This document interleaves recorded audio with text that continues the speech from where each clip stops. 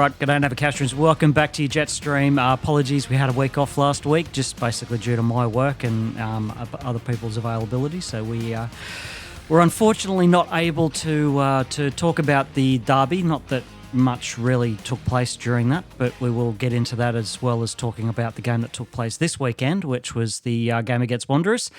But my fellow host is alongside me, joining me for this one as well. Matt, mate, welcome back, and how are you going? Good mate. There's a little bit of dust starting to settle on that host mantle, like after the last couple of weeks. Yep. You're back in fine form, but doing very well. Another 2 weeks without a loss. So as much as we might say that it hasn't been the best football that we played and some disappointing results, it's still 4 points is 4 points. We're still top of the table. Yeah, well, we'll talk about last week. We'll quickly cover off the derby, and unfortunately, I wasn't able to get down to the game. Some things cropped up, so I wasn't able to make the trip, but I did watch it on TV. It was a massive turnout from the Jets supporters, and maybe slightly disappointing from the Mariners' perspective that they only got 9,000 all up in that stadium, and especially when they're really batting well and truly above averages for the season, where the club's been taken back off Charles Worth, who's departed. They're currently ownerless, and they've got a temporary manager in charge in Warren Moon, and they're currently performing really well considering all of those things. It's if you'd only wish that the Jets were able to do that in our period of instability, but.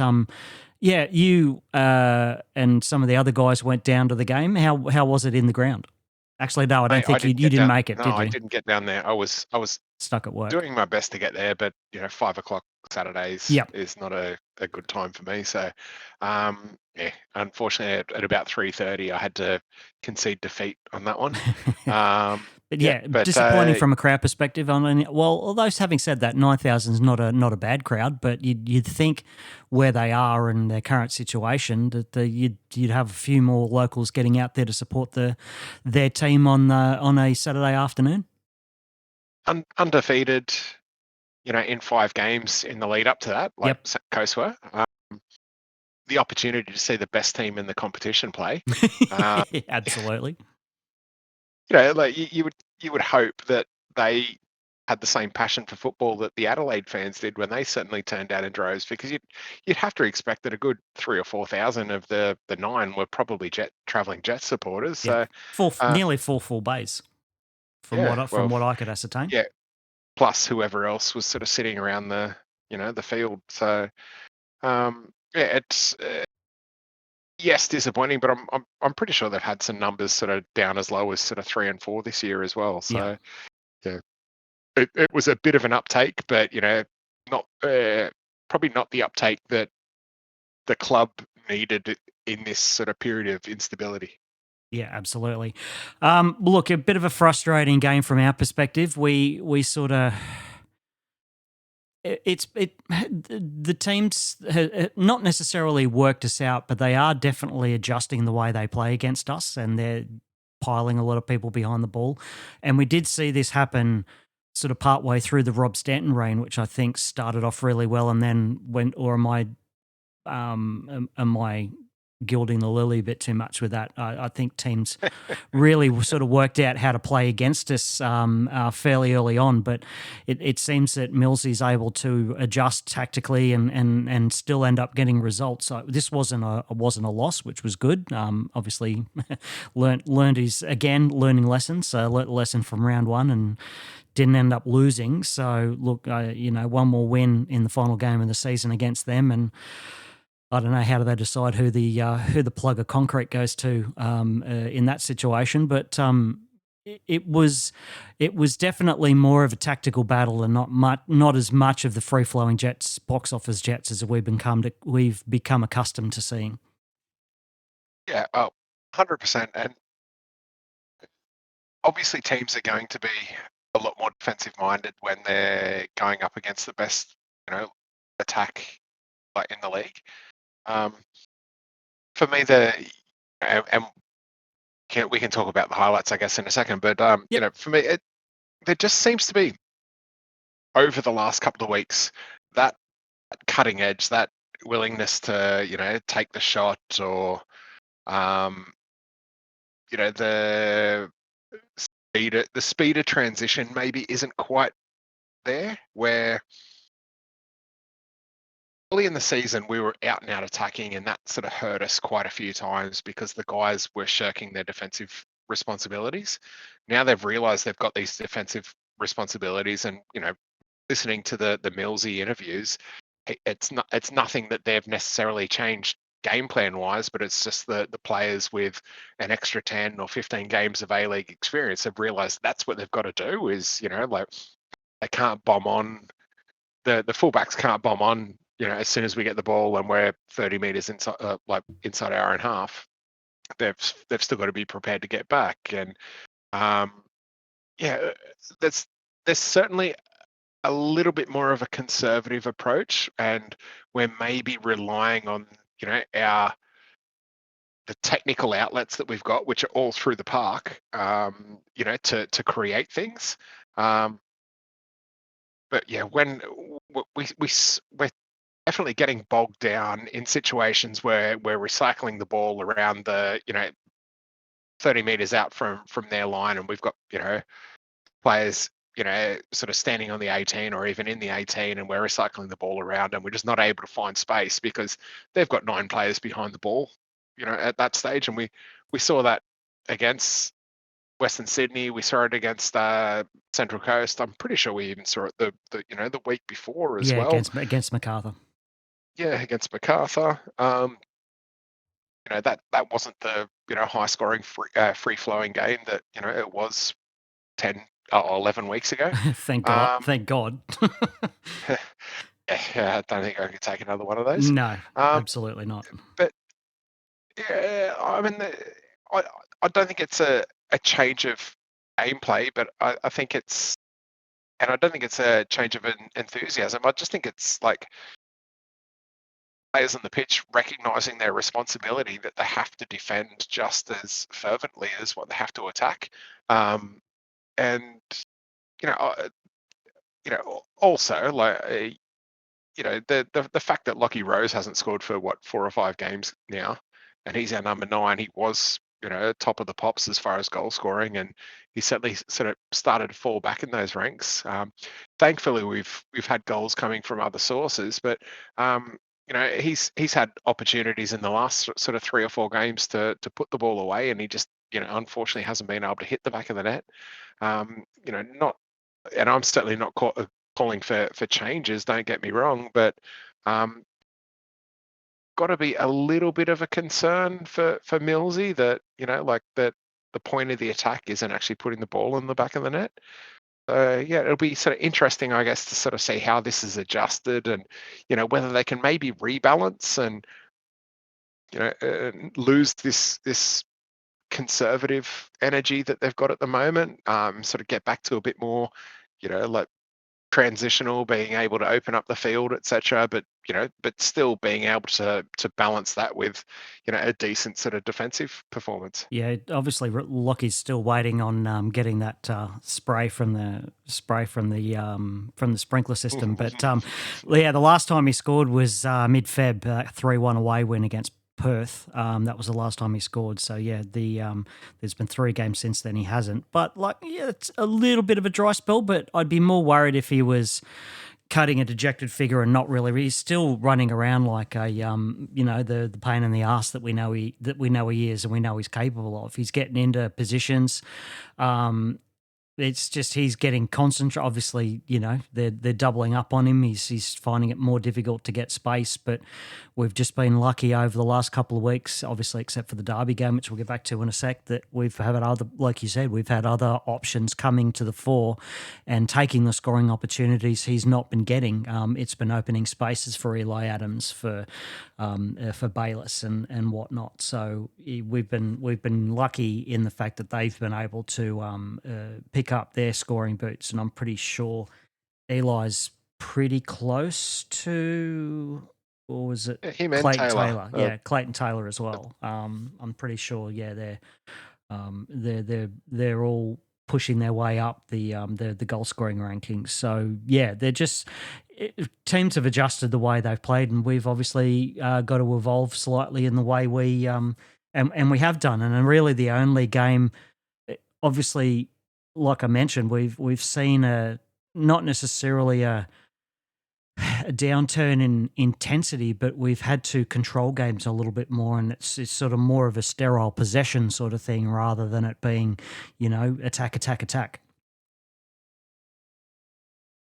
Well, yeah, and if you go back 10 or 12 weeks ago, then that was probably exactly what we were calling for, was just like a bit more responsibility. But there's always that pendulum, and it swings one way and then it has to sort of swing back the other way to correct itself. So and I think the reason that Lockie Rose has been so important to the team this year is because, and you highlighted it, is his defensive sort of capabilities and his defensive output, and leading the press and putting the pressure on, etc., and causing those turnovers and whatnot. But when we scored 3 goals in the last 4 games, three goals in the last 4 games. It's like, and 43 from 43 goals in 20, but only 3 in the last 4. We're certainly well below, average. Maybe it does call for a little bit of a change, or a little bit of an adjustment, or a little bit more enthusiasm or optimism in attack, because during that run of the first sort of 8 in a row, we weren't as worried, I don't think, about goals being scored against us, because we knew we were going to get them up the other end. It's almost like, since we hit top of the table, that the guys are more concerned about trying to stay there rather than necessarily continuing to play the same football that they were that got them there in the first place. So balancing act. It's going to come back to drink mentality. And coaching, and maybe a little bit of repositioning, where we are prepared to roll the dice, and get forward that little bit quicker, especially in transition, where we've had sort of so many opportunities like this season, just to sort of even that back out a bit. And we're a much different team when, I'm not going to say that they throw caution to the wind, but when you've got 5 players in the quick break rather than just 2 or just 3. Well, let's also not leave everybody with the impression we're criticising, because we're still undefeated in 2026. Yes, the run of consecutive wins may stopped at 8, thanks to our friends, in air quotes, down the freeway, but we're still how good is it when we can undefeated. when we can pick faults in games that we're still winning, that we're top of the table. Look, we're top of the table. We haven't lost this calendar year yet.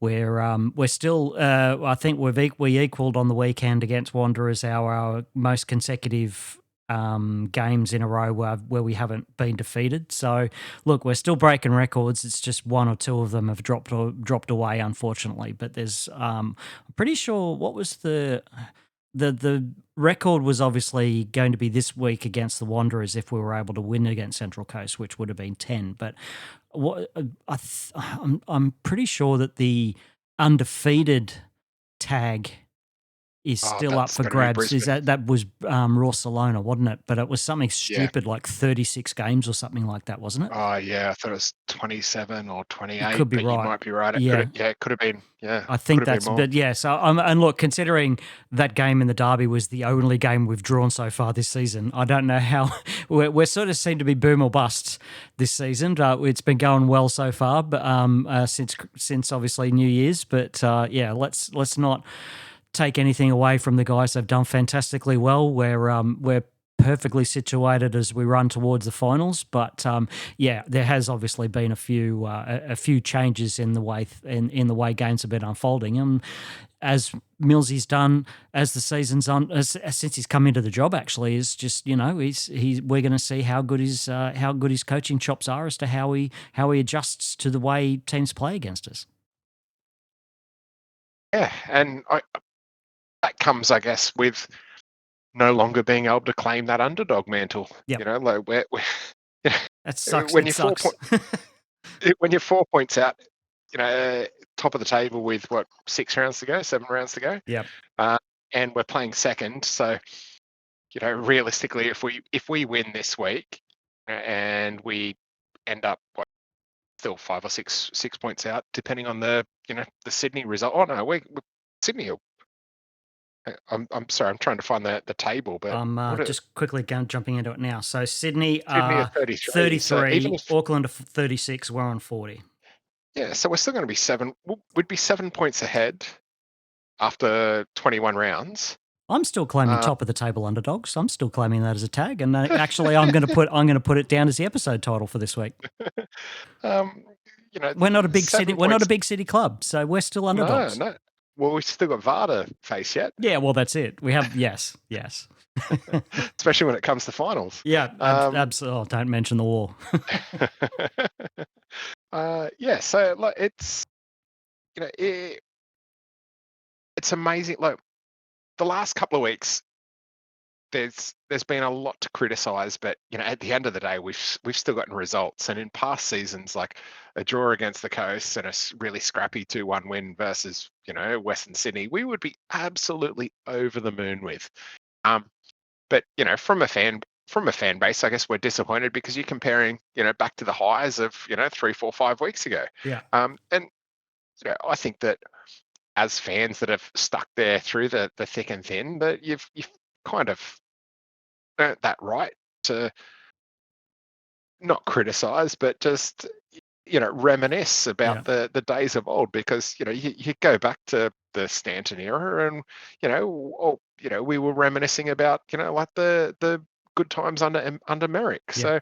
So don't get me wrong as well. Like I'm not saying that it's been bad and there should be changes to the starting 11 or anything like that. I'm just saying that there's a few tweaks that need to be made so that we're finding that meter of space, and the shots that have been blocked or deflected over the last couple of weeks, that we're finding space, or that the conservative mindset, when it's come to making sure that we don't concede, doesn't get in the way of making sure that we also don't score up the other end. Just the final point, the final off-ramp tangent we can talk about before we put a pin in this game, talk about the highlights and then move on to Wanderers. Obviously, there's been a long period, I think it's stretching to 9 games now, where Millsy's picked the same starting 11 each and every week, and that does develop, obviously, a really good sense of familiarity between the players. But when does it get to the point where that becomes stale, and like you just mentioned, where some adjustments may need to be taken? Are we getting to that point now? Like if he picks the same starting lineup against Auckland, I think that's going to be 10 or 11 in a row where he's picked the same starting side. Is this possibly the opportunity to maybe freshen things up a little bit, or does he just keep riding the wave until a bunch of players start turning in some stinkers, and that's when it's time to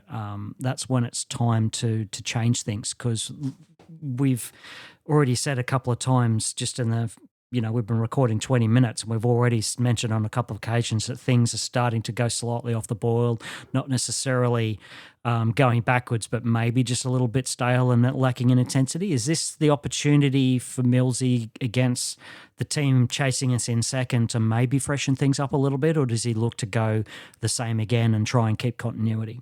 When do we pull the trigger on making a couple of changes? Because there's players waiting in the wings to come on: Aquilina, Grozos, Burton Cello, Gibson. All those sorts of like Cicluna's played really well when he's come on. We haven't really seen much of the little fella Nunez, and there's a bunch of players on the subs bench that are Coda. There's a bunch of players on the sub bench that have really only been limited to 5, 10, 15 minutes over the last 2, 3 months. So when does Millsy look to freshen things up?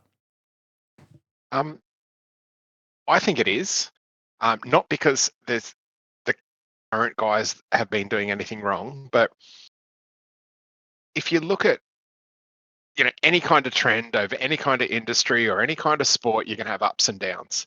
And I think the best time to make a change to get a positive result is when you're still on and up.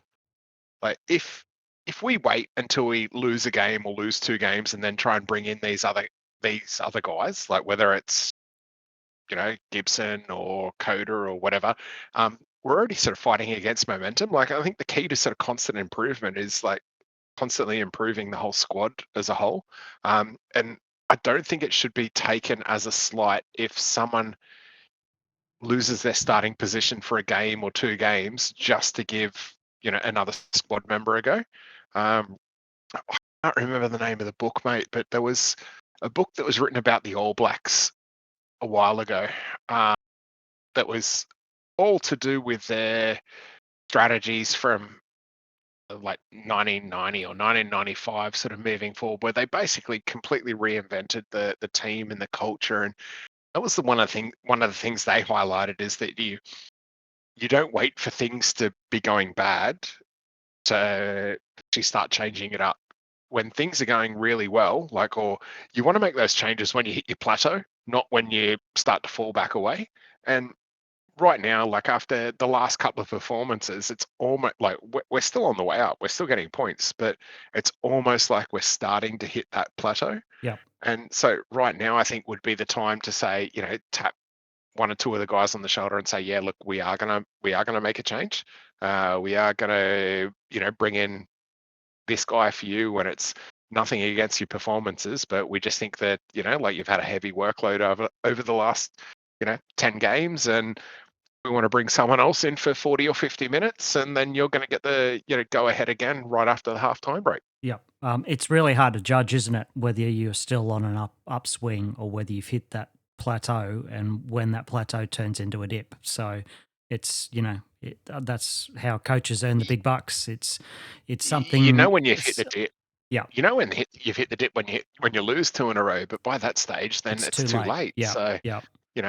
You'd rather jump rather than be pushed. And I really hate bringing it up as an example, but Manchester United in the 90s and 2000s, when Fergie was in charge, they were the masters of that. He was a master at keeping the team at a level way and above everybody else, and being ruthless when it came to changing things around so that it didn't go stale. Like, players got the flick. He constantly brought in new assistants and new players, and even fan favourites got shipped out when he felt he'd got enough. He wanted to keep the team at the top, and kept them at the top for years and years and years. And that's he was able to do that. And that's obviously an extreme example. And like I said, it kills me as a Liverpool supporter having to mention him. But you've got to. Those are the sort of heights and the sort of experiences you've got to draw on to be able to replicate, even in a small league such as ours. Well, I don't know how to put a full stop on that statement. I 100% agree. Like, if the squad, if the players that are starting every week aren't constantly striving to improve, then it's not that they're bad. It's just that the ambition isn't there to sort of continue to reach the next level. And I think the one player in our squad that has probably stood out the most over the last half a dozen games has been Lockie Bayliss. Yeah. And he got his opportunity on the back of injuries. And he came in and I'm not going to say he was off the pace, but the first 2 or 3 starts that he had, he certainly wasn't the best player on the pitch, for us.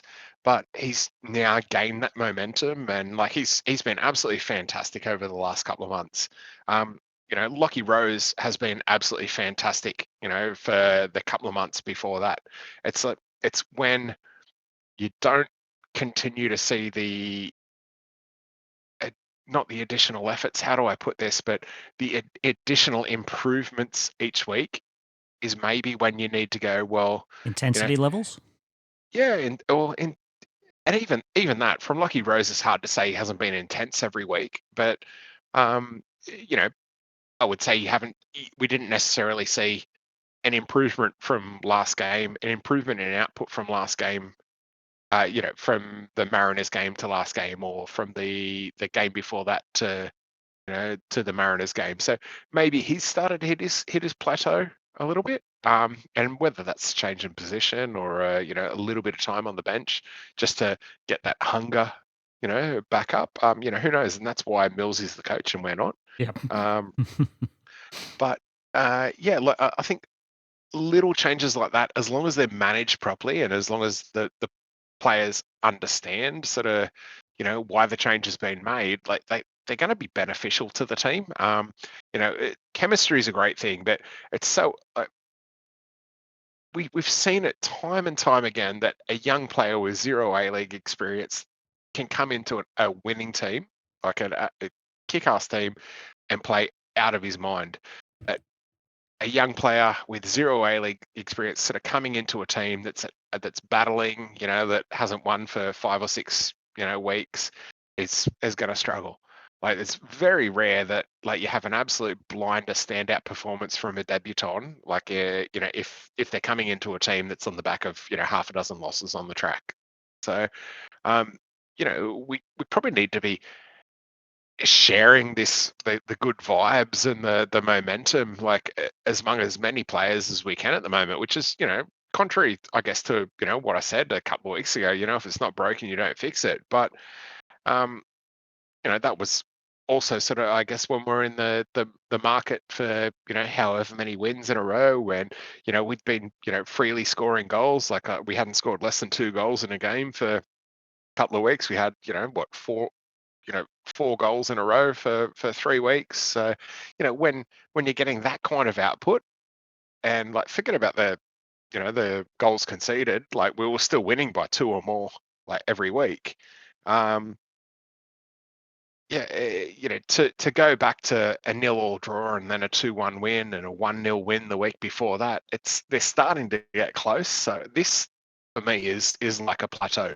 We're still on the way up, but if we had have lost against Western Sydney, or if we lose next week and we keep the same starting lineup, then you could say that we'd reached our peak and we're on the way back down. So right now, I think is the perfect time to maybe look at changing a couple of things. Righto. Well, we'll get back on the freeway, as it were, and talk about this. Finish off talking about this derby game before we switch and talk about the Wanderers game. So yeah, we had not really many goals to talk about. Obviously, we had a couple of opportunities pressing around the box. This one we're looking at first up on the highlights package is a nice little volley from Will Dobson there on the right-hand side of the Coastie's goal, and Redmayne was up to the task of batting it away. But I thought Dobson was actually pretty good in this game. For the most part, he was definitely involved in the goal that we almost scored, but not in the way we wanted it to. But we'll get to that in a minute. But yeah, that was the first sort of real chance, and unfortunately, really good shot from Dobson. But unfortunately, yeah, like I said, Redmayne was up to the task. Yeah, probably once again, probably not much else to be sort of said about that. Will's been one of our sort of consistent performers. Like he's certainly developed like right up to that sort of A-League standard where he doesn't sort of drift in and drift out of games as often as what he used to. Like, and that's I think a trap that a lot of young players or less experienced players sort of fall into. He's a constant outlet. His work rate's high.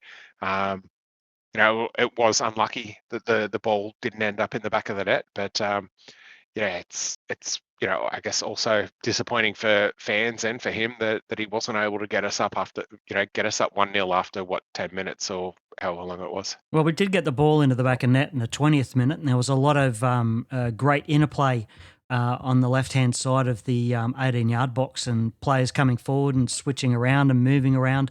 Ball went across, I think, from Clayton Taylor for Eli Adams to put the ball away, but it sort of looked a bit dubious when, unfortunately, I think it was Kersley was the ref in this game, got called over to the side to have a look at the passage of play again and scrubbed out for a ridiculous. I mean, the commentary team, I think, were in two minds about it. A couple of people said, yeah, they could see why it was disallowed. Other people, I can't see why he was pinged for that. But yeah, Dobson apparently in an offside position, even though he didn't play at the ball, he wasn't interfering with play.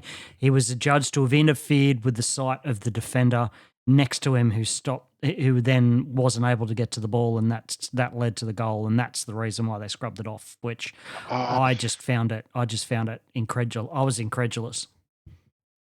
It was rough. Like it was really rough. When you watch the replays and sort of watch the reaction and the change of course of the defender, you can see that he did sort of brush against Dobson, and that might have cost him half a step, which might have meant that he could get that little bit closer to Taylor, and maybe the cross didn't go in. But you've seen them go against us like so many times where it doesn't even get checked. That what do you do? What do you say? Yeah, it was a harsh call that it even went. I think that it even went to VAR. And if they're gonna call things like that, I'll sort of bring up in the minutes before that, Furns. That we had a pretty good shout for a handball, I thought, as well. Like after Wilmer, I think it was cross, in the same phase. Like they went back and checked that, but I'm pretty sure they could have checked during that same phase the handball, and we could have ended up getting a penalty from that. But they didn't go that far back. They went to the last incident. Yeah. Which what's the go with we've had VAR go against us, seemingly multiple times this year, where they couldn't check the obstruction on Cooper when for the last MacArthur goal. They couldn't check the handball because they had to check something else, like the handball had already been let go.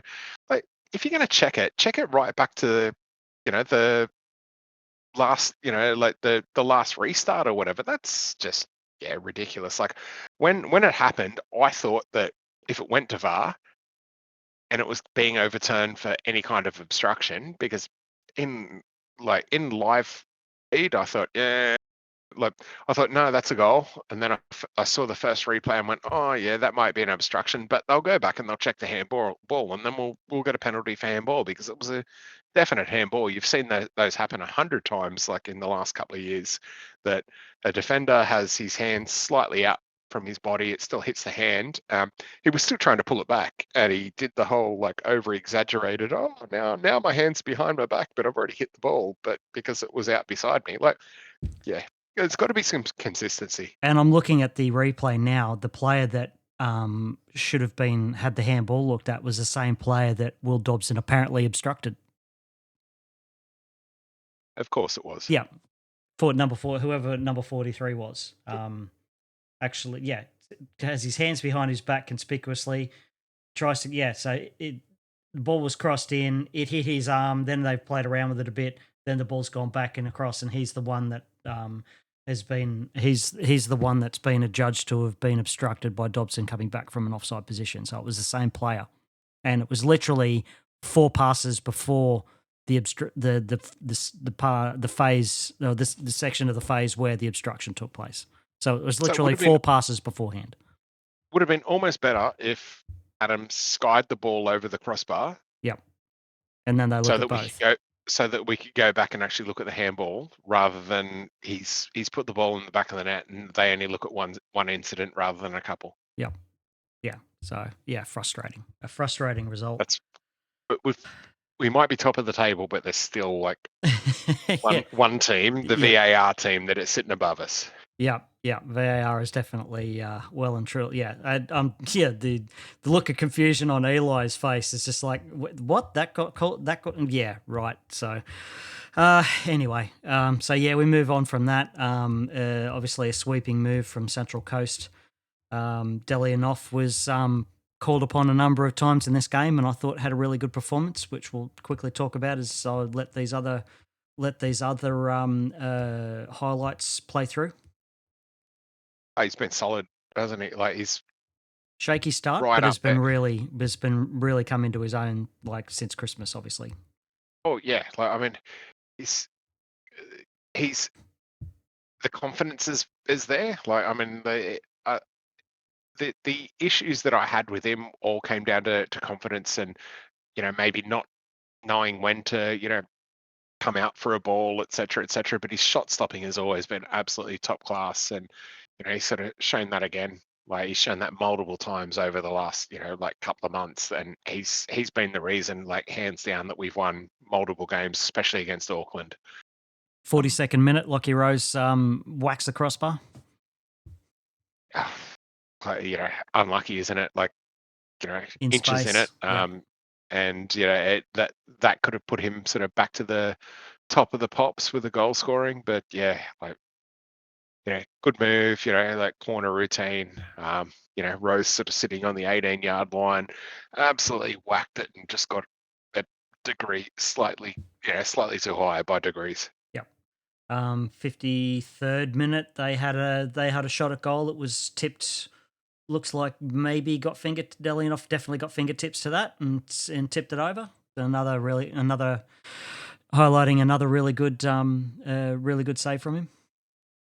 Yeah, might have hit the crossbar, but he made sure that it didn't. Safe as houses.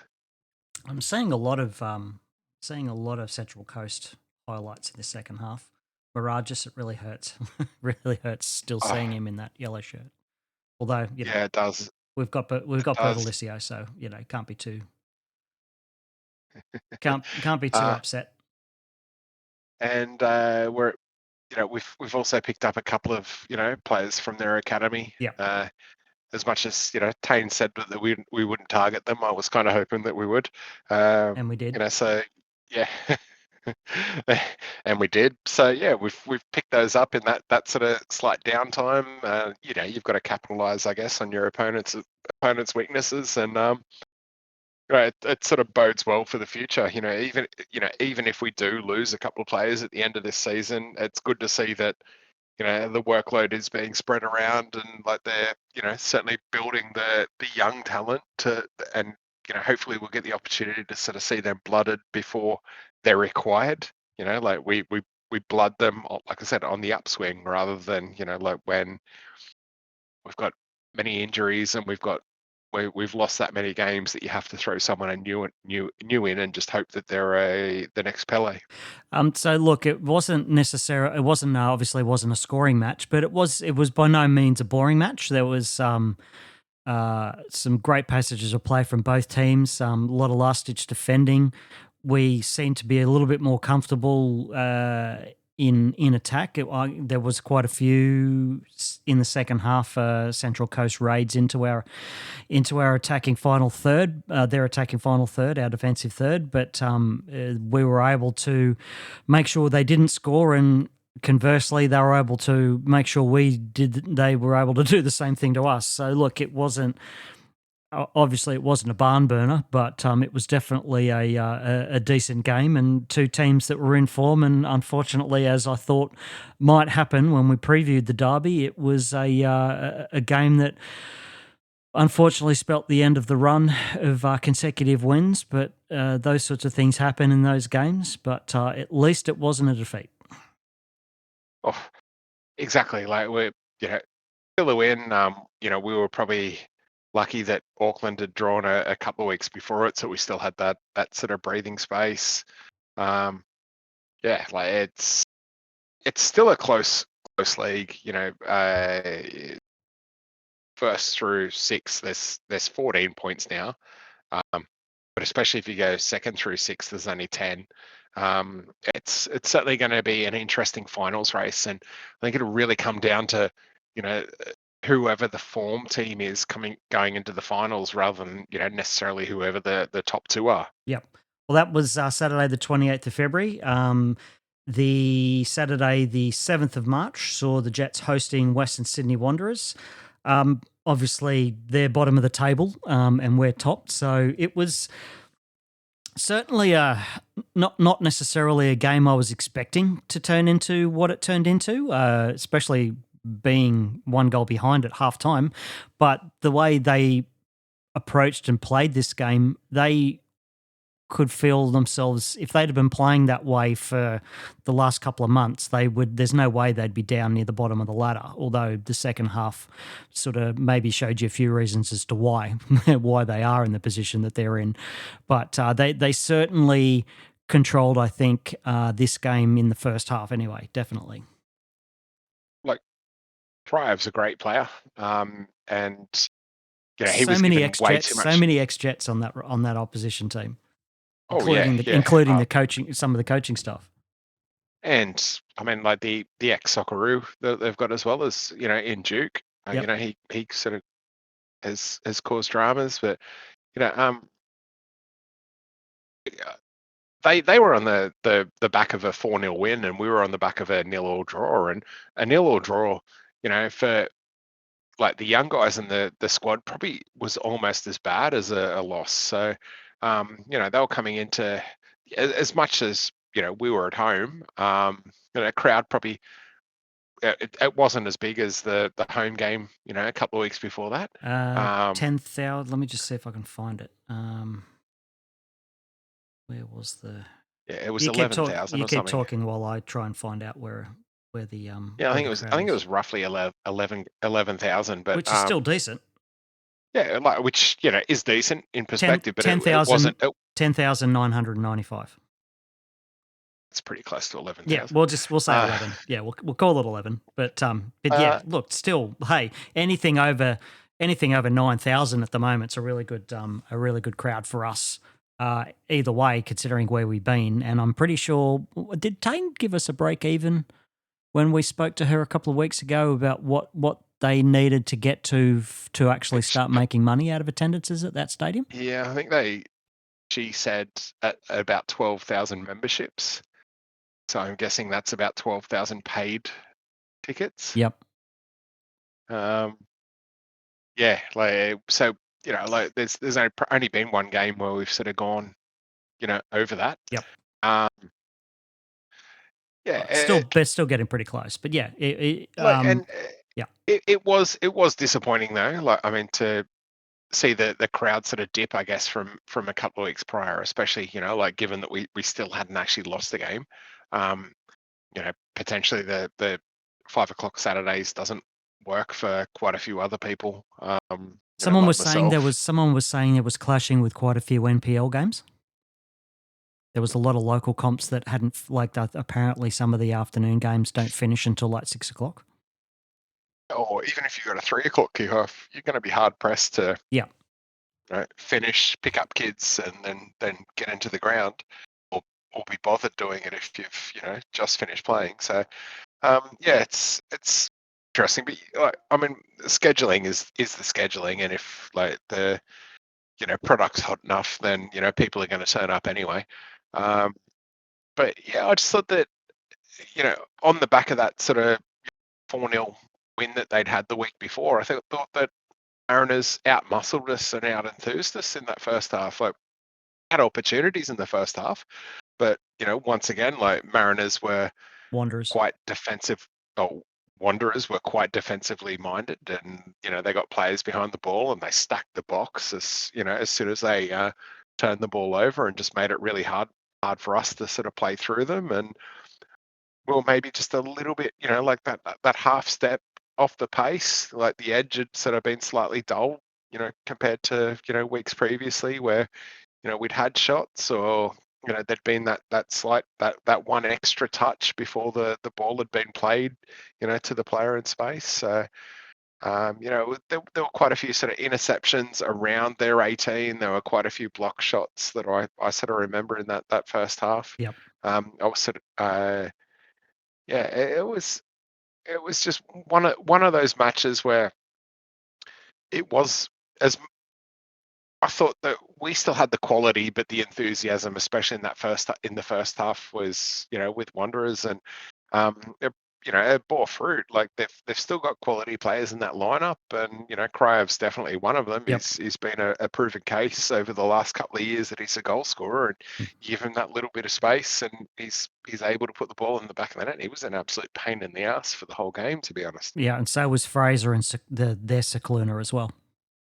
Yeah, yeah. Well, Cicluna's like their Cicluna is like over the last couple of weeks has come on leaps and bounds sort of since he's come back from injury and whatnot. And Fraser's, probably in line for, Johnny Warren medal as well. So, in a team that's bottom placed, to be constantly standing out by that much, fortunately, Western Sydney are probably one of those teams with deeper pockets that can afford to, pay him sort of overs or at least, pay him the big bucks and ensure that he stays there. But he'd certainly be being looked at by quite a few teams. A very familiar looking midfield with Stevie Uge and Angus Thurgate in the middle, and obviously Canshaw went there as well. So those three ex-Jets were on the pitch, and on the bench we also had Gary Van Egmond pulling the strings and Josh Briante on the bench as well. So yeah, like I mentioned, there was and it was mentioned in commentary, 5 ex-Jets on the Wanderers side of things, and pretty similar on our side of things. I'm pretty sure. Yeah, I think they said there were 11, Number 11 including coaching staff that Yeah. had played for the opposition. Yeah, obviously Natter and Bertolicio were two that we'd definitely taken off them, and I think maybe Grozos as well. Yeah, Grozos too. But yeah, anyway. I can't think of who else, but yeah, like once they wear gold, that's it. Yeah, absolutely. Well, look, Until yeah, they don't. like you said, they definitely had the momentum in the first half. Just queuing up the highlights now. 19th minute sees the goal going in, and they had been threatening a couple of times before that, but a really deep cross from out on our left hand side. That was Fraser, a pinpoint cross, so really the sort of cross we'd seen Coda play last season when he was playing every week, just a pinpoint cross onto the top of a player's head, and he made no mistake with it. Krajev put it in the back of the net. Yeah, probably one of the it was a short corner, wasn't it? Sorry, I'll quickly queue up the Was a short corner. Yeah, short corner. So maybe a defensive sort of mismatch like Wilmering on Krajev. But probably one of the few defensive like lapses that Wilmering's actually had this year. Like it was definitely a hole in his. Didn't time his jump right. Wasn't at the same level as Krajev, making that header more difficult. Yeah. Like I mean, he was backing off. There was obviously a little bit of push and shove as well, but he didn't get up at all. Krajev was like, well into the air when the ball was delivered. Whether that was a set piece or, just a lack of anticipation. But Wilmering in seasons gone by, he's certainly had defensive issues, but he's sorted those out, and he's got his like attacking output right as well this year. So, he'd be probably disappointed with himself as far as like the conceding that goal. So we probably don't need to harp on it anymore. Oh, absolutely not. No, he's definitely been one of our standout players. Both of our fullbacks have been this season, and you can see just the effect him and Bertolicio have both had on their respective wings in their respective positions, as to how stable our defence has actually been since the turn of the year. They've adjusted a few things around, and those two have really performed well and above what their previous levels have been. So yeah, he's had one or two defensive lapses, but from before earlier in the season, where that was happening on a regular occasion, now it's being highlighted as to being a rarity. So no player who's not playing in the Premier League or in one of those top leagues is going to be on the game 100% of the time, and half the time they're not going to He'd be be right up. anyway. He'd be right up there for me as far as one of our most consistent this year Absolutely. when Yep. you're remembering. Yep, Like, definitely. right through the Australia Cup, right through the season. Like, even when we weren't playing well, I thought that he was still playing pretty well. Yep. It's just unfortunate that like, we're highlighting this because it's one of his few rare cock ups. So Rare lapses. So yeah, 26 minute. Again, Wilmering this time gets in front of the ball, and they had a bit of a. I think that was Fraser that had a go at had a big slash at it, and then Krayev has a wild swing. That was a big miss, that one. But yeah, more lead up work from Fraser. Definitely had Wilmering busy for most of the game. Yeah, well, especially with Krayev sort of drifting wide and, like Fraser sort of moving from one side to the other, they'd be well aware of, the danger that he poses. So I thought they did pretty well, just to concentrate on their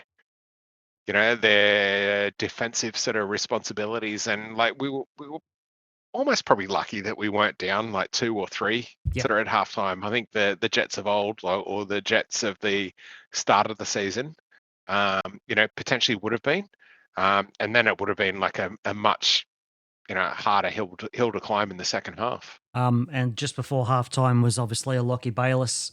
I wouldn't necessarily call it a goal bound shot, but it was a shot from outside the box that went high, wide, and handsome. But that was pretty much the only highlight we had from that first half.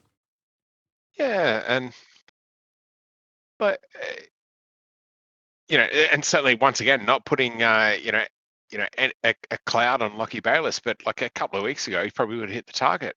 It's just when you're used to scoring, you keep scoring, and I don't know who got the sprinkler that week, but unfortunately, by the look of it, it wasn't Lockie, or if it was, that's that whole like mantra karma thing's gone out the window. Yeah, well, I mean, they started talking about it, so it's probably lost its magic now. But Yeah, exactly. I did see I think I did see the A Leagues did put up a Facebook video of it in the last couple of days, but I'm pretty sure that was from the previous week where Lockie got sprayed. But that was, and he was like, yes, yeah, yes, I'm yes. pretty sure it was from that game. But hey, it could have been from this week. I don't know, but yeah, it didn't seem to help him this week. But he always seems to know where to stand to get wet. So yeah. Anyway, look, having a look at the stats, the possession stats were for the first half were mostly in Wanderers' favour, except for the possession stats. They ended up with most of the top marks in all of the possession stats, except for, like I said, except for passes and pass accuracy. There was definitely a turnaround in the second half where the Jets came out and almost immediately put the ball in the back of the net. But obviously it was another, and we haven't seen this for a while, where it's been a poor first half and Millsy's, I don't know whether he tears strips or he's a measured coach who goes through where everyone's going wrong and changes things for the second half. But you could definitely see a momentum shift when they came back out of the sheds, and it paid dividends almost immediately. I'll let you talk through the goal. Yeah. It was a minute and a half into the second half. We had a really tidy piece of play, from Dobson with the back heel, and then a through ball to Wilmering. Watching that the first time, I almost thought it was a mishit shot from Taylor. Oh no, we even watching it definitely meant again. that. But I think there was a ricochet when he played the ball across. It made it to the player he was trying to pass it to, but it sort of looked a bit janky because it did ricochet off an opposition player on its way through to Eli. Oh, it was Bayliss. Sorry, yeah, Adams to Bayliss, then to Wilmering. Then the ball that somehow made its way across the face of the goal to Adams, and he was in the perfect place, perfect time. you know, three yards out, and there was no way Lawrence Thomas was sort of getting across to stop that. And that was the absolute perfect way to start the second half. Like, you know, it got the crowd back into it. It certainly got the Jets back into it. And, you know, from then on, you know, possession wise, especially, it was all us. It was all Jets. Like, Yeah. sorry, following on to, you know, 53 minutes, you know, like we had another breakaway with, you know, Adams crossing the ball, and a volley from Rose, you know, blocked by you know, Angus, that you know, he used to be a favourite, but now he's not. Uh, And it was you know, another favourite that was responsible for the first goal. Stevie Uge being too far back and not getting across in time to block the shot getting through to Eli, who scored the first one. So yeah, two ex Jets involved in the current Jets scoring their goals.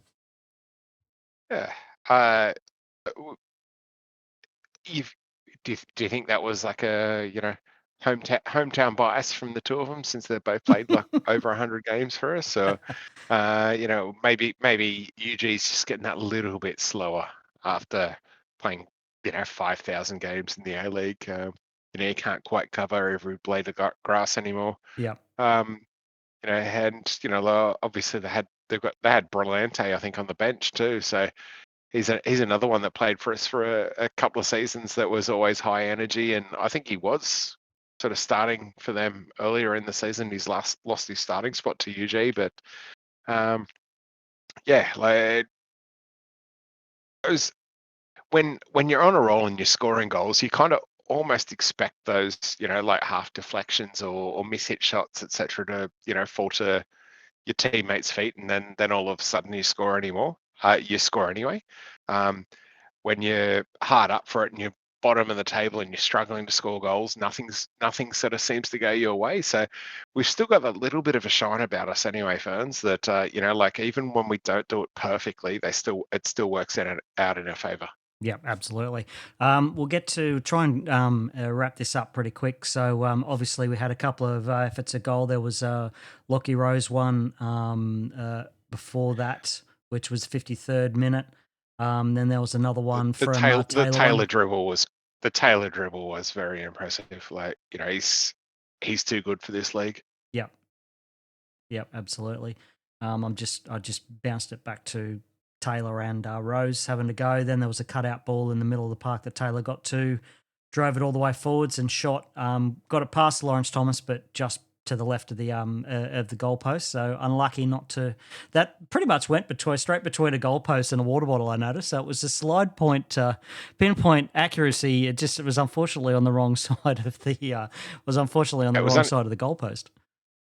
Yeah, almost on his wrong foot, yep. or, you know, like, yeah, whatever the case was. But, you know, great lead up play. 66th minute set piece that went straight to Lawrence Thomas, which was definitely going goal bound. Yeah, well, it was that Adams off the head. I think it was Eli Adams, maybe off the head. Like, he's not a renowned scorer with his head, but that's Shaughnessy. Oh, was it? No. I was making a joke. I was making a joke. Yeah. But yeah, he's the only one. Yeah, he's the only renowned goal scorer. Then we get to the goal, which was a goal mouth scramble after they made a hash of clearing the ball out of the way, and Nada was Johnny on the spot, doing his best Franny Jeffers impression, and put the ball away for his first of the season. Once again, probably, you know, one of our most consistent performers like over the last 10 weeks, and it's good to see the second centre back sort of getting on the score sheet. So that was just weight of pressure though. Like, I mean, second half, you know, from what I remember, and I haven't rewatched the games at any time like recently, yeah, like, there was only one team in the race. Yeah. Like, second half, it was just, you know, whether or not we could, you know, continue to score and continue to, like, capitalize on the pressure that we had. But yeah, that little, like, flicker of resistance that Western Sydney put up in the first half was almost extinguished by the the first goal. It definitely was after the second. Yeah, and I've literally got it paused as Natter's putting that ball away, and I can see just the one player guarding the goal mouth, and there's three defenders just standing there behind him watching him, like, oh, how did he get there? And oh shit, it's a goal. So like, there's the goalie and another defender on the left hand side of the goal, one player on the right. There's three players behind Natter that he's ghosted between to put the ball away. That's 1, 2, 3, 4, 5, 6 defenders of Wanderers, and they still couldn't keep the ball out. They're probably all stuffed, to be honest with you. Yes, we've got one of the youngest teams in the comp, but I think we've probably got one of the fittest as well. And the way we move the ball, and we don't just yes, we do a lot of short technical passes, but we move it laterally quite well, which causes the whole defense. Like, that doesn't cause one player to have to move to the ball. It causes 10 players to have to make a 10 or 20 meter run to get back into position. And when you can hold possession and win possession in midfield, and continue to move the opposition around, it doesn't matter how enthusiastic that they are, like that. Stamina has got to wane after a period of time, and that's what Raw was so good at. That many years ago with Ange, was that Keeping they the could level. break anyone down, because it didn't matter how hard they went out in the first half, as long as they didn't concede a couple of goals. I just knew that their style of play would, in the end, like attrition wise, the opposition wouldn't be able to keep up with them. And that's almost like what we're building now. It's just, it would be good to see, that extra little bit of cutting edge. Yeah, it's not like we used to be used to seeing our players dead on their feet, in seasons past, but you're not seeing that from this Mark Milligan team. They seem to be able to manage fitness and sub players off at the right time, and know if a player's starting to flag a bit, and make the appropriate changes. So we're always seem to be able to keep our level all the way through to the end, and not being that bushed that by the time the 2 goal attempts that we'll talk about in stoppage time in the second half that we'll talk about in a minute, we're still able to have our mind on the job and have enough physical stamina left to be able to do what we need to do to stop conceding the goal. Haven't seen anyone go down with cramp yet. And or if they have, then it's probably been deliberate time wasting. But yep. Well, hopefully we haven't jinxed them, but yeah, no, it's definitely a marked improvement in the standard of fitness that we've been keeping the players up with. Now there was maybe a benefit of a deep cup run. Yeah. Also, so yeah, just to finish off, there was 2 efforts in stoppage time that we were able to keep out.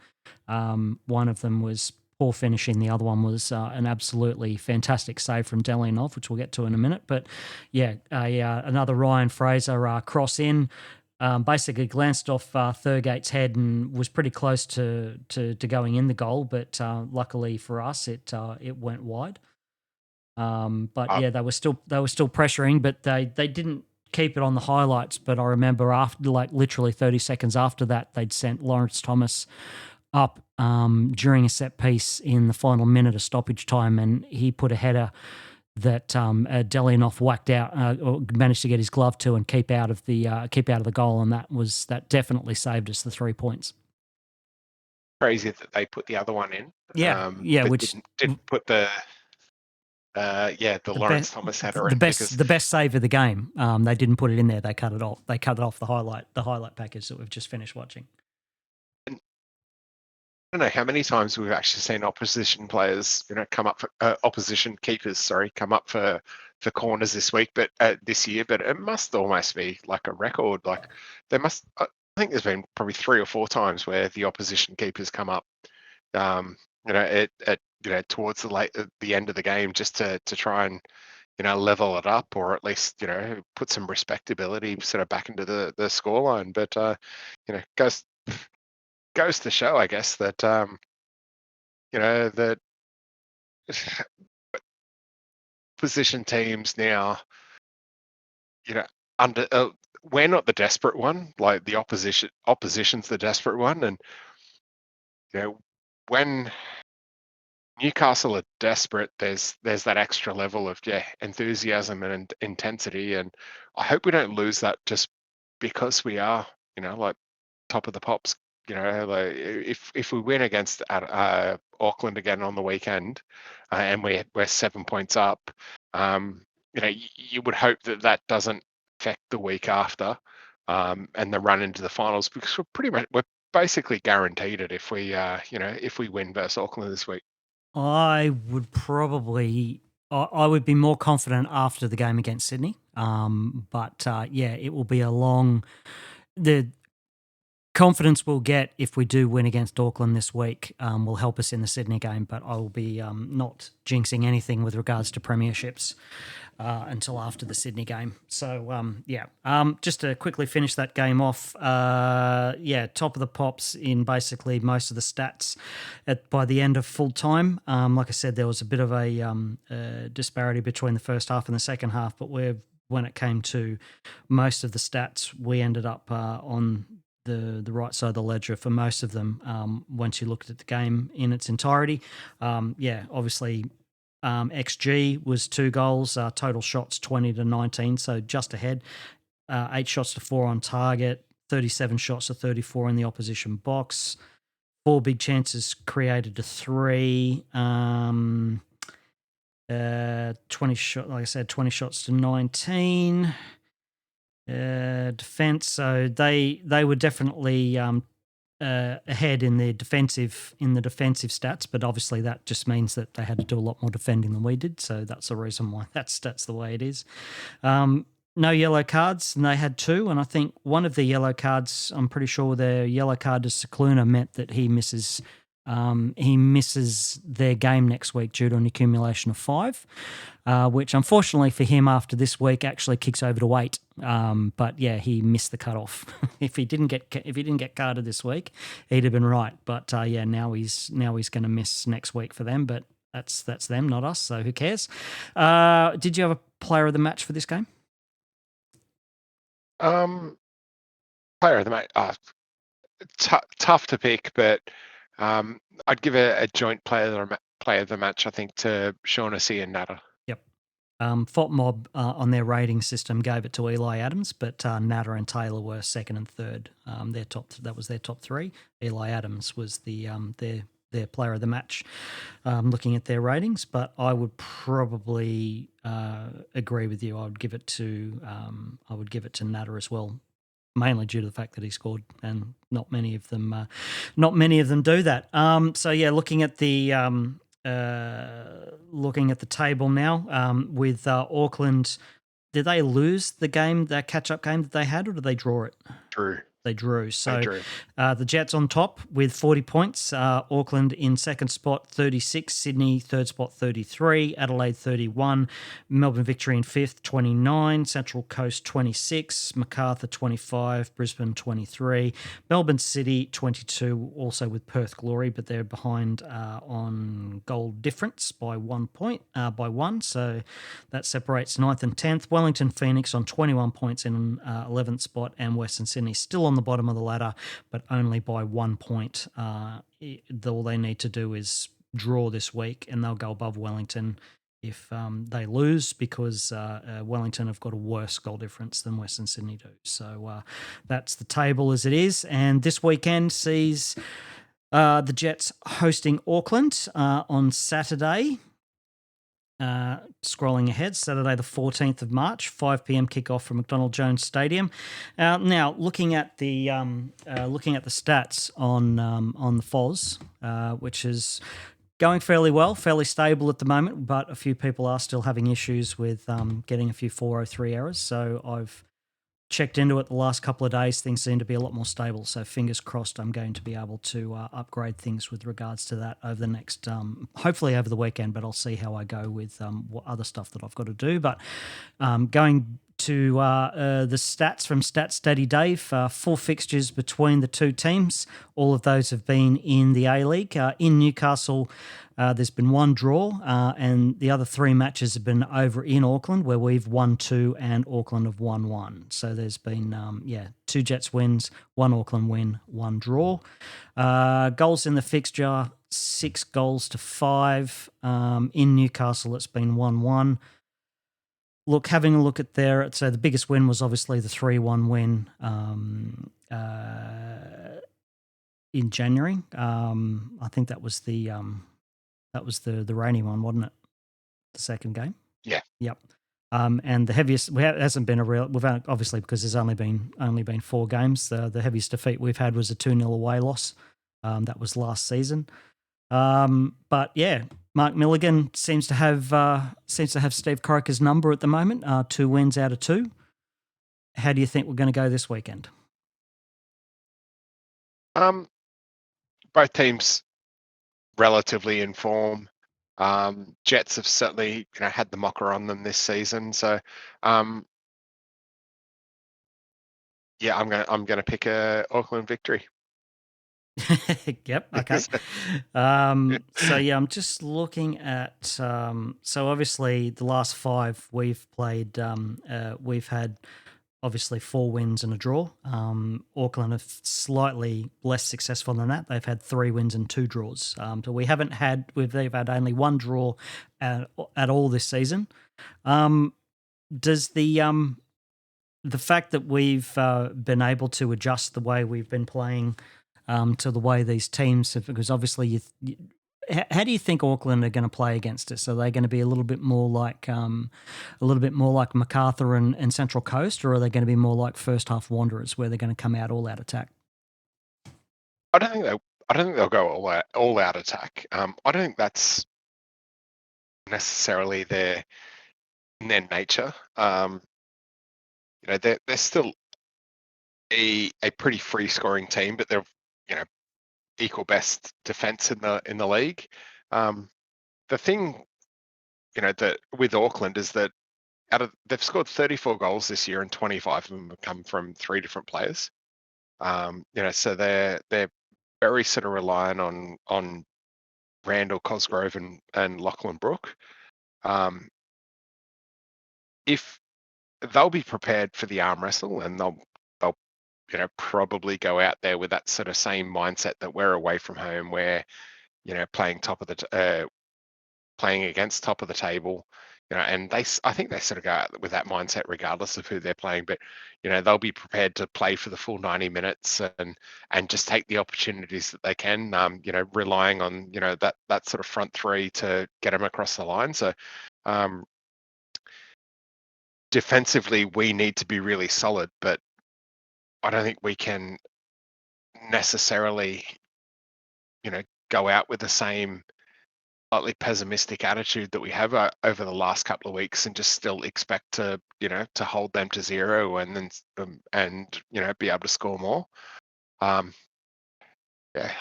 would like to see us sort of be the ones on the front foot right from the get go. It's going to be interesting. Obviously we've got the couple of wins, especially that second win in Auckland when we went down to 10. That was, I'm remembering correctly, right? That was second one where Cooper got sent off. I think so. Yeah, I think so as well. But from memory, I'm not going to look it up. No, too much googling. I don't think that we can play their game. I think we know what their game is. They're going to be solid at the back and just take the opportunities when we get them. So we need to be the ones that are on the front foot, and we need to be the ones that are going to create the opportunities. So yeah, will be interesting, and hopefully we get back to that box office, Jets. Just having a look at the table with regards to home versus away form, and for Auckland, it's exactly the same: 5 games won, 3 games drew, 2 games lost, both home and away. Whereas we're at home, six wins, no draws, 4 losses, versus away from home, 7 wins, 1 draw, 2 losses. So where it's pretty close with regards to how just purely from a points perspective is what's separating us, but form is really close. So it's going to be obviously the game of the weekend. And going back to what we were talking about earlier, looking at the Jets lineups over the last 10 games, it's been basically the same. Delianov, Bertolicio, Shaughnessy, Natta, Wilmering, Burgess, Dobson, Bayliss, Taylor, Rose, Adams. So if going back to what we were talking about before, and we were thinking that maybe now might be the time to change things up a little bit because, playing the second team of the league, Steve Corica does plenty of preparation, throwing the cat amongst the pigeons by selecting players other than what we've been selecting for the last 10 weeks in a row. Who would you be looking at changing? Who would you be looking at changing in the starting 11? It's a really, really tough question, and I've been sort of not thinking about it all week, but it has sort of come across my thoughts quite a couple of times. Mate, I would probably I'd probably look at moving Adams back into the midfield at the expense of Dobson.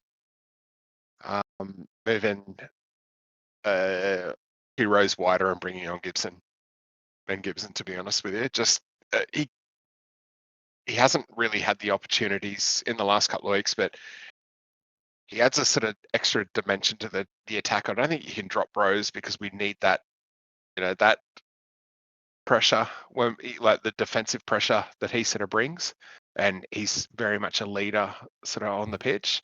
So But you're changing. Ben You're Gibson's changing formation. You're going a no, 4-4-2. I think that Dobson and Adams takes Dobson's role. Yep. And bringing in Gibson. Rose moves out wider. Righto. Interesting. I would also purely because Dobson's performed out of his skin, but it just seems to be a slight drop off. Not necessarily. He seems to have plateaued a bit. So when it comes to younger players, I would be less inclined for it to be a negative reaction from him if we were to drop him just to give him a bit of a rest, because he hasn't played this much in his career yet, ever. So I would agree with you. I'd be dropping Dobson, but I would possibly also be dropping either Adams or Taylor as well to the bench, just to bring on something a bit different. So I'm sort of torn in two minds as to who I'd definitely be bringing. I'd probably be bringing on. I'd definitely be bringing on Burton Cello, and if I'm not swapping out Rose for Gibson, which I think would probably be too many changes, I would probably only change 2 of them, and it would be between Dobson, Rose, and Adams. Dobson, Rose, Adams, or Taylor. 2 out of those 4, I would be looking at possibly swapping out to freshen things up a bit, and I'd be looking at probably bringing on Burton Cello and either Aquilina or Gibson, just depending on who we drop out. But those, like you said, it's been a couple of weeks since Lockie's scored. He's certainly running his freckle off every week, so it probably wouldn't hurt maybe to give him a little bit of a break and not having to shoulder that responsibility game in, game out every time. And I think he'd be a senior player enough that he wouldn't let that get to him at all, because, Gibson's performed really well when he's come on, but it would be good to maybe give him a little bit more time, especially as the season starts to draw to a conclusion, not knowing what's going to happen with a couple of these players, including Lockie Rose next season. In the off-season, some of them may end up finding the bright lights becoming a little bit too bright to ignore. So we do possibly have to look to bring in a few players off the bench that have been biding their time since Christmas, to maybe look at utilising them a little bit more as from a starting spot. So, look, not dropping players because of form. Like you said, it's a fine line to walk, but I think maybe just to change things up a bit, give the opposition something else to think about, and also just to, put the not necessarily to put the fear of God through the squad, but just to reinforce to the squad that these are really high levels we've got to stick to. Everybody's got to perform at their peak week in and week out, or otherwise you may find yourself someone else being given a go in your place. And like I said, it's not going to be as a punishment to any of them, but it's just that little mental thing to possibly switch a few people's brains on to a different setting from the start of the game, rather than Millsy having to do whatever he's been doing in the sheds at halftime to get a different tune out of him in the second half. So that's what I'd be looking at, maybe 2 or 3 changes, but no more than that. It wouldn't be wholesale changes, but Burton Cello, I think, has been such a super sub this year. He has to get a starting spot at some point, and now would be the best time. And maybe give us a little bit. I'd really like to get a little bit more speed down the wings. Like we're one of the lowest crossing teams in the league, so maybe it might be time to start doing that a little bit more, and maybe adding a different string to our bow in that respect. That would be what I'd be looking to do in this game. Yeah, and you look at our run in to the end of the season, like Auckland, Sydney, Macarthur, Adelaide, Melbourne, like Victory, and Central Coast, like a rehearsal for what the finals will be anyway. Yeah. Or like based on the current table, what we're playing 2 through to 6. Yep. If I'm not mistaken, 1, 2, 3, 4. Yeah, we're playing 2 through to 7. So we're literally playing, and Macarthur are certainly on the slide, like after, they got knocked out of ACL, and then we pumped them. Well, we didn't pump them, but we won, and they've had 3 losses on the track. But, you've got Victory, Central Coast, and Auckland, who are all undefeated in their last 5. Sydney undefeated in 4. Adelaide undefeated in 4. We're unfortunately, playing the form teams of the competition like at the wrong time of the year. Yeah. So it will be a battle to keep that number 1 spot. I don't think it's necessarily going to be like a battle to sort of stay in the top 6, given that we're 14 points, clear of 6 at the moment, 15 clear of 7.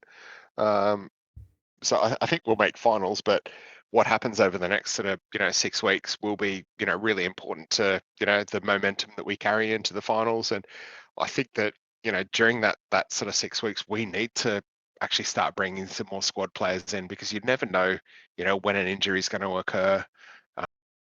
You never know, like, when games not going our way, that you're going to have to introduce one of those bench players and expect that they'll make an impact. And we can't do that if they're only getting 10 or 15 minutes a game.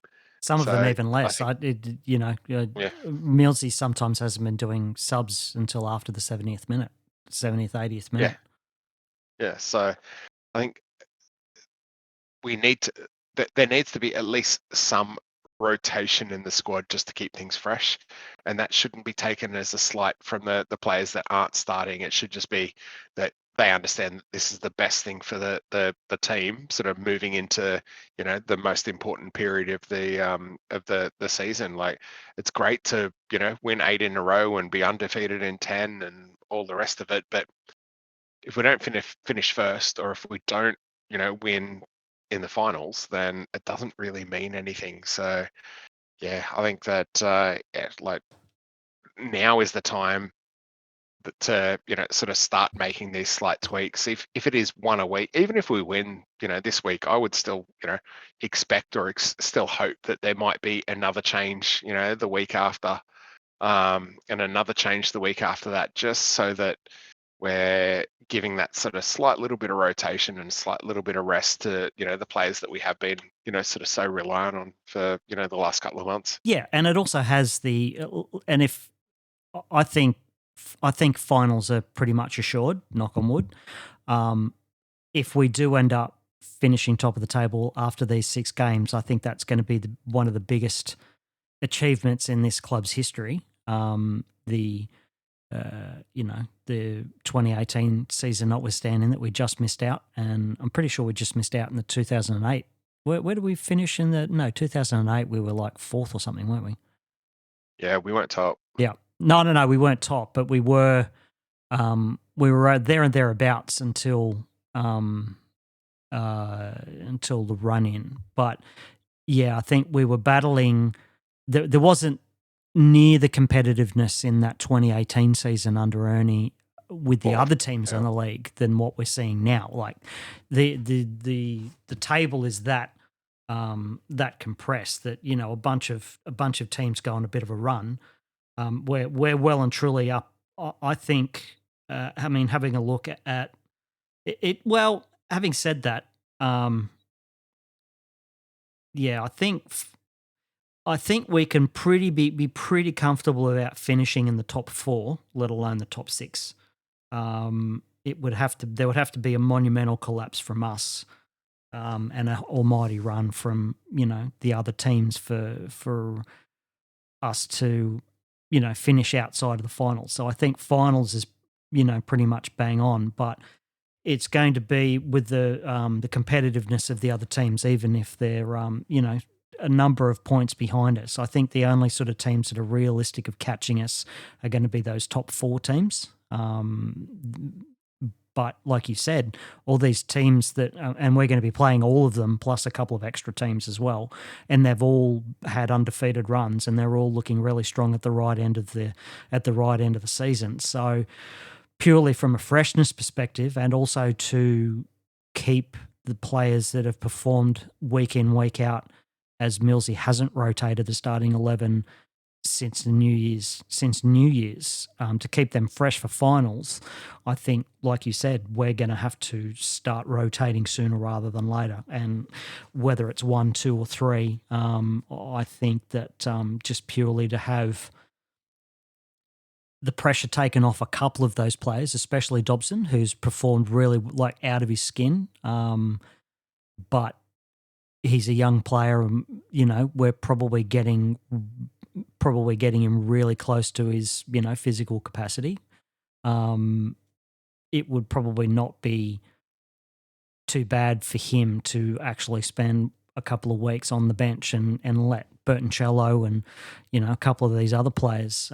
It'd be good to see Coda get a start before we lose him at the end of the season, because I'd say that he's pretty much going to be heading somewhere else at the conclusion. And there's a bunch of other players as well that we're going to lose, and we're going to, like you said, we're going to need to make sure that they're starting to get a little bit more game time, so that we know that they're going to be an option for us if a couple of those players that we think are going to move on at the end of the season that are out of contract do end up going. So yeah, there's a bunch of little stories bubbling away in the background with regards to all of that. So yeah, it's definitely going to be interesting to see what Millsy does on the weekend. Yeah, and once again, that's why he's in the position that he is. It's not necessarily just about managing the workload. It's also about managing the personalities and the egos and all of the rest of it. Yep. So yeah, like I guess he will know the best players or the players that will take it the best possible way. Maybe we're completely wrong. Like maybe if Will Dobson gets benched, he goes back into his shell and loses all confidence and etc. I don't think that's necessarily the case, but Millsy's going to have a better grasp on that, I guess, than what we will, given what he sees in training every week and all of the rest of it. So there's got to be some plans in place, but yeah, some some squad rotation over the next sort of 6 weeks before we go into finals, I think it's going to be mandatory. Yep, absolutely. You've picked obviously a Jets loss, and you're continuing your reverse psychology despite saying during the derby that didn't pan out and you were going to start tipping the Jets for a win. But it's good to see you sticking with your guns. Had to. Yep. Just in case. Yep. I had to pick Western Sydney again. I'm going to pick the Jets for the win in this game as well. Now, just to quickly mention the women, it's the final home game of the season this Friday night. They're facing Sydney FC at number 2 Sportsground. And members, check your emails. There is a discount offer for tickets for that game if you are a member. So I think if you're one of the members, you can buy tickets for that last game. They want to try and get as many people to number 2 as possible. Like I said, that's 7 p.m.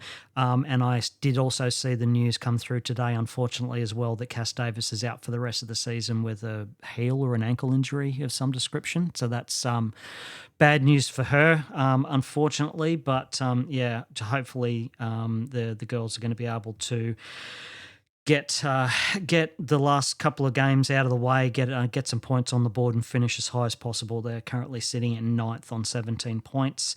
They got Brisbane Roar and 5 points ahead of them on 22, and Western Sydney 1 point below them in 10th. So fingers crossed the girls are going to be able to get the last couple of games out of the way and get some wins on the board to finish the season off strongly. Right, so quickly round this off by getting our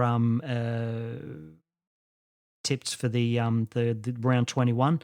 So Friday 13th sees Brisbane hosting Western Sydney, 7 p.m. kickoff from Suncorp. I'm going to pick this one. I don't know. I'm going to. I'll pick Western Sydney. I'm going Brisbane. I think the Shines sort of, come off the GVE version 4 tenure. So I'll go Brisbane. Righto. So Wellington Phoenix. Have they had a name change for Sky Stadium? They've got it at Henry Stadium here, but maybe they're playing at a smaller ground or something. I'm not sure. But the 1 p.m. kickoff on Saturday sees them hosting Perth Glory. The poor buggers are absolutely in all sorts at the moment with Wellington Phoenix, which is frustrating. They've had 3 wins and 2 draws. 3 losses and 2 draws in their last 5. Perth aren't going that much better, but they're still, at least Grifflet's giving some nice sound bites. They've had 2 losses and 3 draws, so they've had 1 more point than Wellington have. Unfortunately, Wellington listeners, and I know there are a couple of you, I'm gonna have to tip against you in this game. I think Perth might win this one. Well, just for that, I'm going Wellington. That'd be right. Make me look like the arsehole. You do it to yourself. Yeah, I know. Yeah, you're right. I do it to myself. Wellington for the win. Wellington for the win. Right. Come on the Knicks. Okay. Second game, 3 p.m. kickoff from Gosford is the Mariners hosting Adelaide United. Of course, I'm going to be picking Adelaide in this one. That was a really, really tough match to actually pick. I'm going to pick a draw. Boo. Sunday, 15th of March, 7 p.m. kickoff, Victory hosting MacArthur. Melbourne Victory have been a lot better in the last couple of weeks, and I'm going to tip them to win that at home. Yeah, I'm also picking Victory. They're sort of shaping up to be one of those teams sort of in the lead up to finals that are coming in with a head of steam, and hopefully they peak before the finals sort of start and then taper off again. So, but at this stage, I'll pick Victory. And weirdly, there's a game on Tuesday, the 17th. I'm assuming that's possibly because of City being in the ACL Elite. Sydney FC hosting Melbourne City, 7 p.m. kickoff from Allianz. I am going to pick Sydney in that one. Yeah, I'm also going Sydney. Right. So it'll be a City win. Yep, absolutely. And just quickly looking at the leaderboard here, Dr. Emma at the top of the pop still, but only 1 point ahead of Luke. Peter in third. We're all a fair way back. You've Wow. Okay. So you've gone to the bottom, or are you still at the bottom? How long have you been at the bottom? For the last 2 weeks, I think. Oh, you did well a couple of weeks ago, picking 4. Although everyone else got 4, 5, and 6, and Lucky had a perfect round, which gave him an extra 5 points, which bumped him up. So, yeah, Dr. Rama first, Luke in second, Peter third, me fourth, Andy fifth. I'm assuming that's Ben in sixth, Clarkey in seventh, and Matt rounding up the table in the Wanderers position in eighth. We did have a couple of things to talk about, other than what we've talked about already. But for the interest of time, we're not going to worry about it. So, mate, thank you very much for joining me, and I'll try and let you get away. We were planning on this only being an hour or less, but we've done a usual hour and a half. Oh, so the general 45-minute podcast, when we sort of get talking and go on the tangents and all the rest of it, turns into an hour and a half. Yeah, like you said. So, mate, appreciate your time. Hopefully we'll both be available again next week. And yeah, come on the Jets. Absolutely. Thank you very much, everybody, for listening and subscribing. Get along to newcastlefootball.net. Been able to stabilise things and kick off a bunch of Chinese bots, which has hopefully meant that the website's been a lot more accessible. We'll be looking to upgrade the forums, but you can still jump on the old version of the forums at the moment, and a lot of good to talk, and a bunch of people coming back. There is an issue with emails going out for people to register. So if you have registered on the forums and you're trying to get a registration mail link, there's been an issue with Gmail bouncing emails back for some reason. I don't know why that's happening, but I will be working to try and get that fixed over the next week. So bear with me with regards to that. But you can definitely get along and read what's going on the forums. You can get along to click the podcast link to get all the subscription links and previous episodes. Video was the section of video that I've been meaning to update for ages and haven't because of various things going on. But appreciate everybody getting along to that, and also onto our social media accounts. We are on just about everything with the exception of TikTok and Twitch. So at Jetstream Newy on Facebook, Twitter, Instagram, YouTube, Blue Sky, and Threads. Or you can send us an email. Like I said, if you're not sending from a Gmail, account, podcast@newcastlefootball.net. Until next time, vamos el Jerkos. Come on, merchants. It doesn't matter what we do. You want to get away quick, it just means an hour and a half. All the time. All the time. No, that's right. I got a message about 15 minutes ago. I said, yeah, I'll be 10 to 15 minutes. Liar.